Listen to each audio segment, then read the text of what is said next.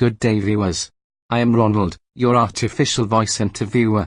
Today I am talking with Full-Figured Fairy, the latest sensation to land in Hollywood. She is the beautiful and divine Miss Full-Figured Fairy, and there she is now. Hello, Miss Fairy.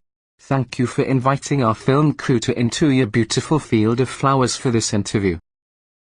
It's my pleasure, I am sure.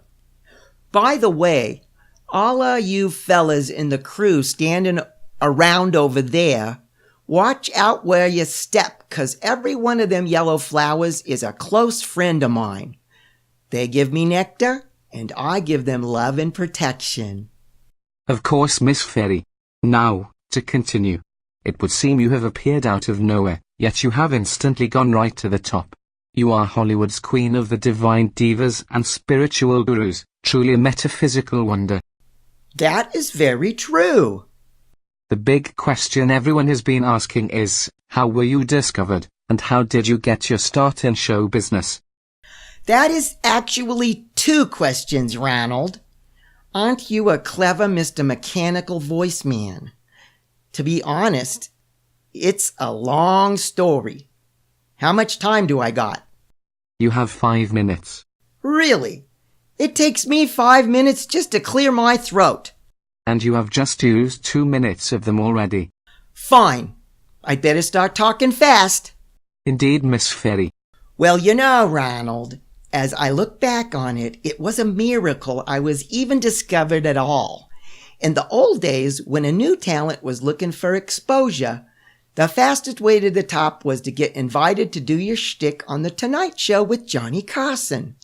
Bless his dearly departed heart for giving so many young newcomers a show business break. Then I came along, a fairy just taking her first baby steps outside of the magical fairy realm. For me, in the beginning, it was really scary. To be honest with you, I was terrified.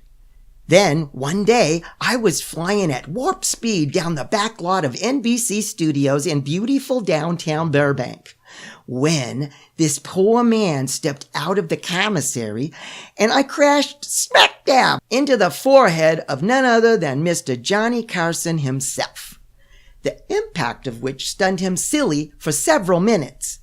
He was drenched from head to toe in his mocha. And here's where the magic really begins, Ronald. 1 hour later, after Johnny convinced security that I was not an imminent danger to everybody and his brother at the NBC studios, I found myself finishing up my audition with Mr. Carson and his producer. In his critique of my comedy act, Johnny Carson said to me, and I quote, "You are the cutest fairy I have ever seen in my life, and you definitely have what it takes, kid, to make it big.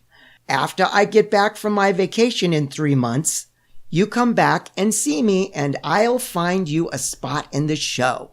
Of course, I said yes. Johnny Carson was a prince, always helping everybody out. Unfortunately, when I came back in 3 months, there was no more Johnny Carson. I found out later that if Joan Rivers had replaced Johnny like they first planned it, then I would have had a spot on her show. Joni and I go way back, you know.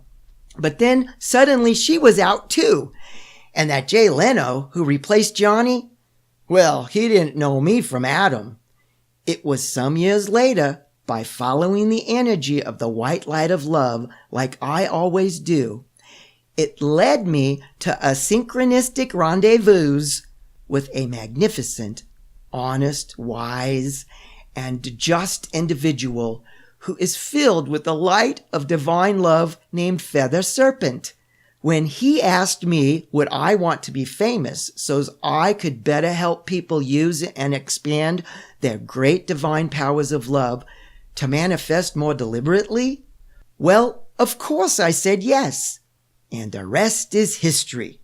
So, Ronald, I just have one answer for both of your questions. To me, I guess Feathered Serpent became my Johnny Carson. That was brilliant, Miss Full-Figured Fairy. Thank you for the interview. Thank you for interviewing me. I love you all. Big kiss. Bye-bye now. Are we off camera now? Yeah? Good. Hey, you, fella. Yeah, you, film crew guy. Look down at your foot. You stepped on one of my favorite yellow flower friends. I thought I warned you not to do that. So, help her up already. Where are your manners? Oy vey.